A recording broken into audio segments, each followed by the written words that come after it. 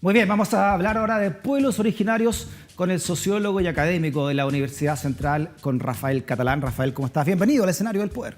Un gusto, Freddy, estar acá en este stock del poder. ¿Cómo se distribuye el stock del poder finalmente en nuestro país con los pueblos indígenas? Y por la libre expresión también, al menos dentro de este escenario del poder. Excelente. Oye, te estaba leyendo una columna tuya, Rafael, en el Periodista, ¿no? Hablabas, ahí está, del Estado empresarial en Chile. ¿Qué significa, ¿no?, este Estado empresarial en Chile y cómo se discutió finalmente esta ley de cupos y de pueblos originarios con este contexto? Con este contexto, sí. Un Estado empresarial asume que la organización Estado es una gran empresa. Y en esa gran empresa tenemos un gerente general, que es el presidente, pero tenemos los verdaderos dueños de esa empresa, que es el gobierno corporativo, los accionistas. Ya. Algunas perspectivas teóricas dicen que los accionistas seríamos nosotros, los ciudadanos, pero en realidad el Estado empresarial lo que nos toma es como cliente.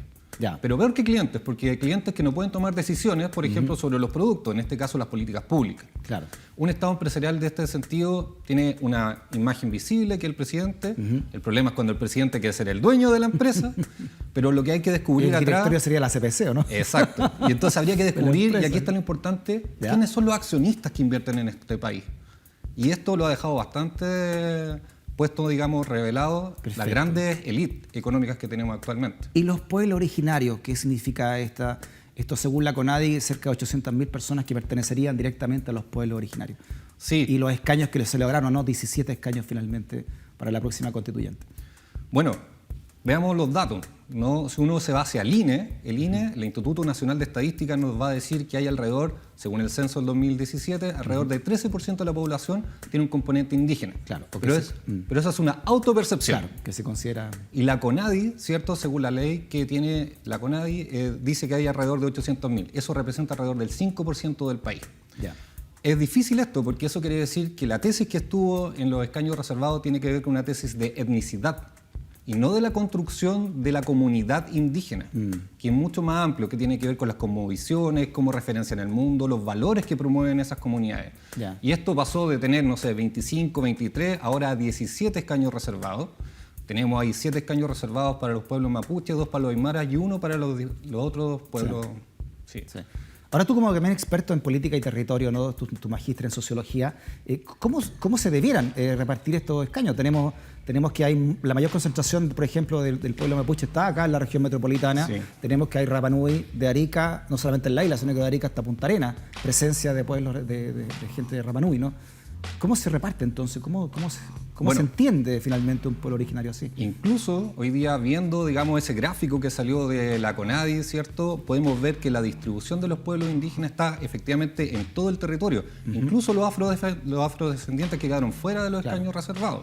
Entonces, es lo que yo te digo, hoy día el componente, digamos, indígena, sí, históricamente está asociado a algunos territorios, principalmente al norte del país y en el sur. Perfecto. Tuvimos exterminio de algunos pueblos, ¿cierto? Como el Cahuéscar. Sí. Y hoy día el componente es mucho más identitario. A mí me tocó hacer intervención social en Santa María, por ejemplo, y teníamos unas grandes comunidades indígenas ahí. Ya. Pero también me tocó hacer intervención social en el norte del país, y la comunidad de Aguita y Coya es súper fuerte. Tenemos dirigentes sociales que están en las juntas de vecinos liderando la política pública de esos territorios. Mira, vamos a ver una infografía. Salió en pauta.cl que precisamente habla de esto, ¿no? Casi 800.000, pero la presencia regional es muy repartida de los pueblos originarios, ¿no? Ahí se puede ver, según los colores están al lado y respectivos pueblos, pero imagínate, claro, en el norte obviamente se nota la disposición, pero te ves que está completamente repartido. Sí. ¿Cómo se debiera, crees tú, entonces, que dar esta repartición dentro de la elección de estos pueblos originarios? Bueno, lo mínimo es que deberían haber habido, digamos, 2 cupos por cada pueblo indígena, por el tema de la paridad. La paridad va a aplicar en la selección de los escaños reservados, claro, pero lamentablemente van a tener que hacer una agrupación por los pueblos que quedan solamente con un escaño. Entonces, territorialmente, al menos deberíamos haber tenido por lo menos 2 cupos para los pueblos indígenas. Y lo otro, que si representan alrededor del 15-13% de la población, los cupos tendrían que haber sido más grandes. Aquí lo que está de fondo, lamentablemente, es el cálculo político, el cálculo de calculadora, ¿no? ¿Cuánto lamentablemente el bloque de la derecha calculó que podía tener acceso finalmente a la mesa constituyente para poder decidir la nueva constitución? ¿Por qué ese sector, bueno, a la derecha puntualmente en esta discusión le tuvo tanto resquemor a darle más cabida a los pueblos originarios? primero que fueran supernumerarios, ¿no? Cosa que ellos ganaron, no fue, quedaron dentro de los 155, pero también, ¿no? Rebajar hasta 17 nomás los escaños. Bueno, a nivel de política ha habido una lógica por la Constitución vigente de poder negociar finalmente contra el veto, ¿no? Hoy día vimos incluso la amenaza que hubo para lograr recién 17 escaños reservados fue que se iba a llevar al Tribunal Constitucional si es que no se si no se mantenían 17 los escaños reservados. De hecho, como decíamos, los afrodescendientes que están reconocidos en el convenio 169 de la OIT, Organización Internacional del Trabajo, ¿cierto? No quedaron dentro de los escaños reservados. Sí. Y hay una larga tradición histórica, digamos. No quedaron porque se opuso también el oficialismo a eso. Básicamente. Pero ahí también hay un tema, por ejemplo, los afrodescendientes están desde los orígenes de la colonia, ¿no? Y entraron por el norte del país, las familias más adineradas tenían efectivamente, lamentablemente por esclavitud, afrodescendientes, ¿no? Yeah. Y si uno va a un estudio mucho más preciso, longitudinal, sobre el ADN, por ejemplo, que tenemos tú y yo, la mayoría que vivimos en este país, va a encontrar alrededor de un 5%, digamos, de etnicidad afrodescendiente. Yeah. Hoy en día nosotros somos realmente unos quiltros, una mezcla, ¿no? Y efectivamente lo que hay, por eso diría yo que no es tan importante hoy día el componente etnicidad, y lamento que esa haya sido la discusión, sino que lo que hoy día es importante es el componente más identitario, la construcción cultural de lo que es hoy día y de lo que proponen los pueblos indígenas, los pueblos originarios. Ahora, ¿cuál es la importancia entonces, viendo ya el vaso medio lleno, porque ya quedó así, ¿no? Tratar de encontrarle una vuelta a lo que va a ocurrir a partir de abril, cuando se elijan los 17 representantes de los pueblos originarios. ¿Qué oportunidad tiene el país a partir de esto de aquí en adelante? Bueno, algo interesante va a ser que, por ejemplo, hubo flexibilidad también. Hoy día alguien que, por ejemplo, tenga alguna de las condiciones indígenas y que no esté dentro del registro de la CONADI, va a poder inscribirse relativamente sencillo. Perfecto. A través de, digamos, ir ante notario y poder inscribirse. Sí. Otra cosa que es interesante también es que va a articular, por ejemplo, que asociaciones, comunidades indígenas vayan eligiendo internamente en un proceso propio a estos representantes, ya sean hombres o mujeres.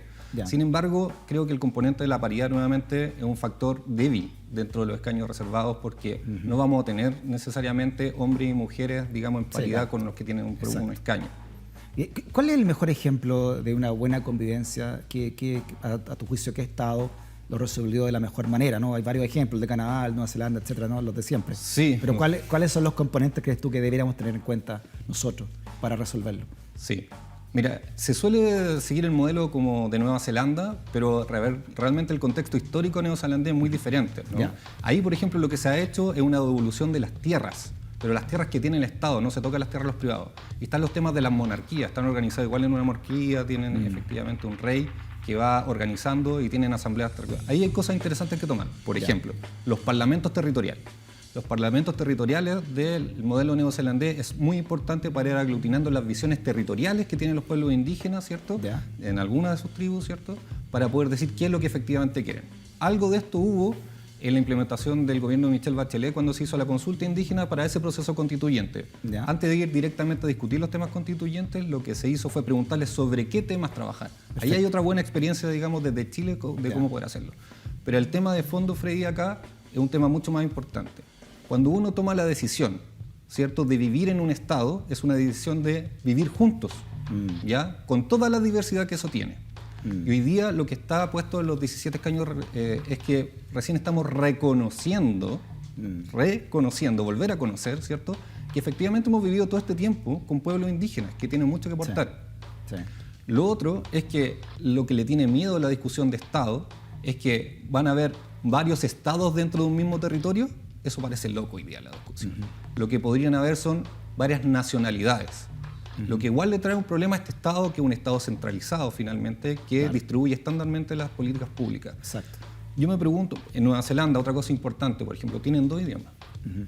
Nosotros solo tenemos el idioma castellano chilenizado. O sea, los maoríes han tenido un trato identitario, digamos. Un trato identitario. Se les considera, tienen escaños reservados hace años en los parlamentos, o sea, tienen escaños para poder ir a tomar decisiones sobre las políticas públicas.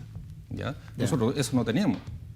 Y es súper importante que cada vez haya más escaños reservados para distintos tipos de cosas, específicamente en Chile. Sí. ¿Por qué? Porque no tenemos la experiencia, la costumbre de poder convivir con la diversidad para poder generar políticas públicas. Sí.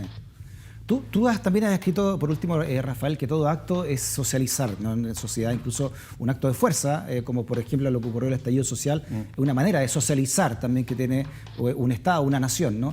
En ese sentido, me imagino que el mayor miedo que tiene cierto sector hacia el pueblo mapuche y las reivindicaciones que ellos tienen también ancestrales, ¿no? De cómo se han relacionado con el Estado chileno de hace más de 2 siglos, al menos, ¿no? De la República.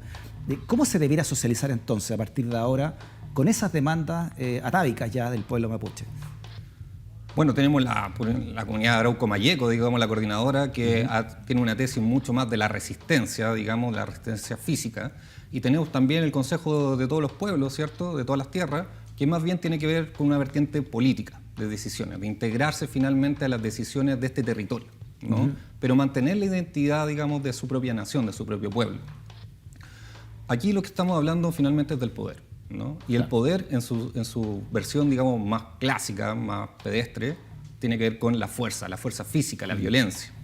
Y hay una construcción del Estado desde el componente indígena como que los indígenas son violentos, digamos, por naturaleza. Hay una construcción muy importante en la política pública de eso. Y por otro lado, una construcción de ese sujeto histórico como un sujeto pobre. Por lo tanto, las políticas públicas del Estado nunca han tenido que ver con la incorporación de la diferencia, sino que suministrarle políticas de transferencias condicionadas, tú cumples ciertos requisitos, te damos tanto dinero. Claro. Y por otro lado, finalmente el tema de ir en el choque contra la violencia, ¿no? Y ahí tenemos todo el tema territorial que estamos viviendo en la Araucanía.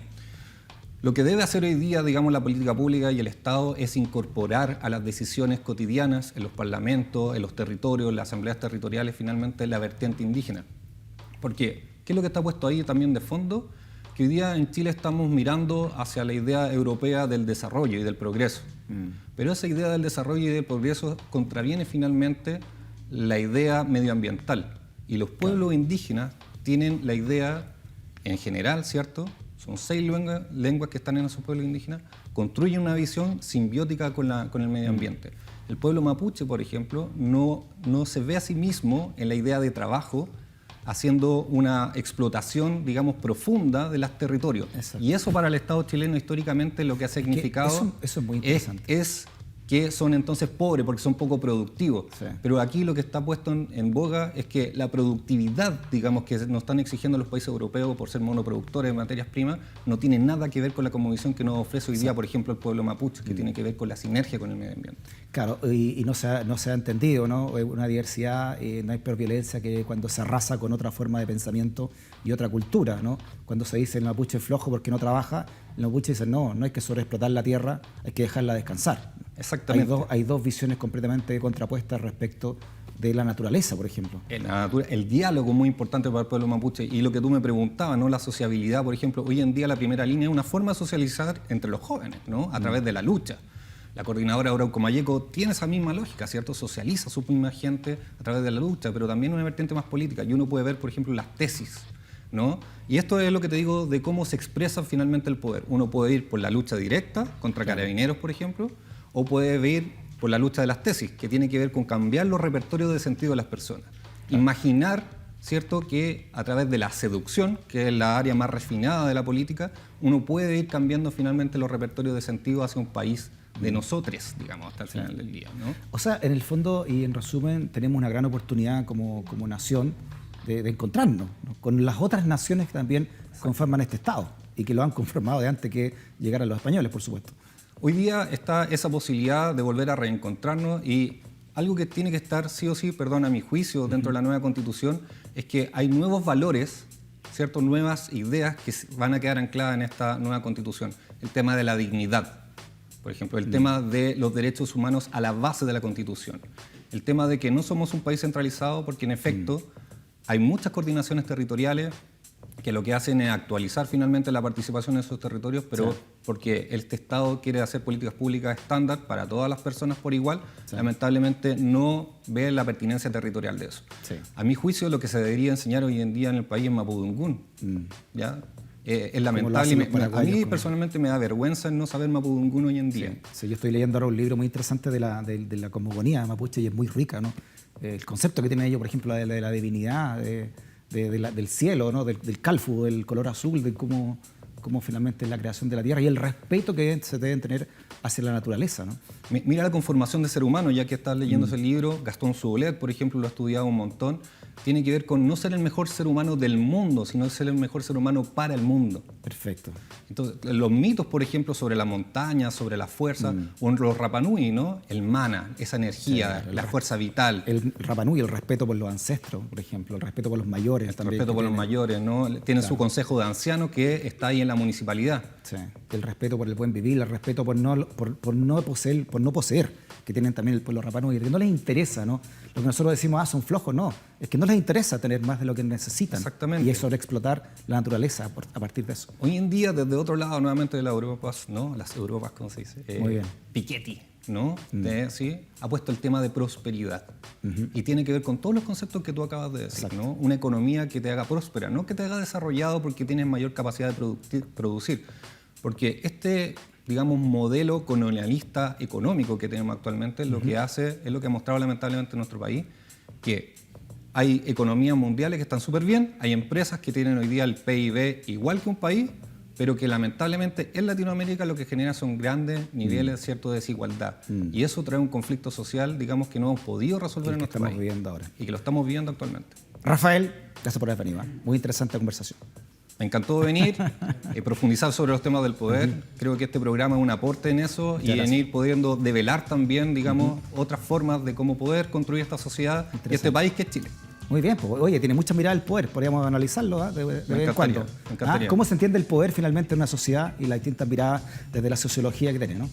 Ya, listo, vas a firmar contrato después. Me encantaría. Está cerrado al aire, te amarramos al aire, se llama esto. Gracias, Rafael, que estés bien. A ti, Fe. Muy bien, conversaciones necesarias desde este escenario, desde el escenario del poder y desde este canal que se llama Vía X, que está por la libre expresión.